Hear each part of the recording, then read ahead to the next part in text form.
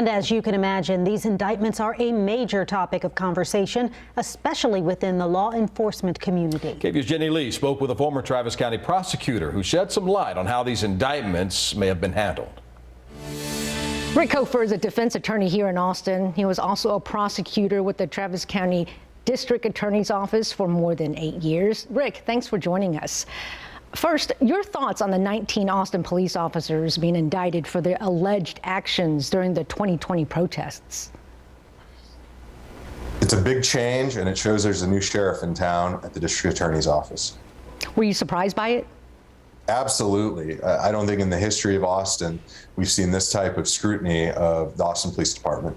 It certainly is unprecedented. Now, there is a lot of talk about what evidence the district attorney presented and what he didn't present to the grand jury. Can you please explain what his obligations are? Here's the most important thing. We'll never know what was or was not presented to the grand jury by the district attorney.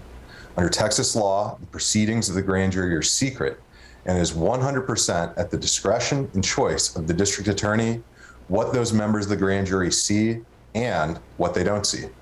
Now, whatever the evidence presented, the DA must meet a standard to get an indictment. So what does he have to prove to get that indictment, Rick?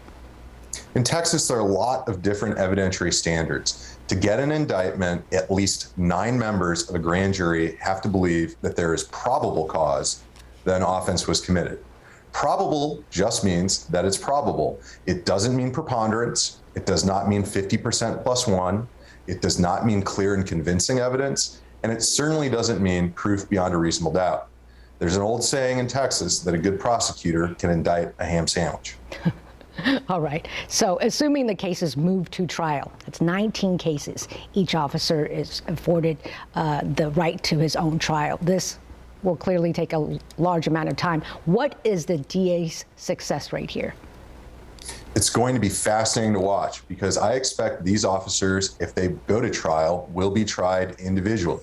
And it's not enough for the district attorney to prove that some officers may not have acted appropriately and that some people were injured.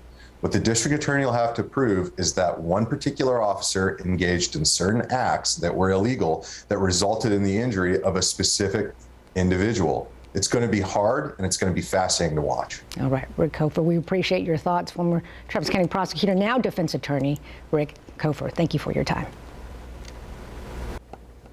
A lot of information there. Jenny Lee, thank you for that. To learn more about the indictments, what we know, you can text the word police to 512-459-9442. We'll text you back with more information.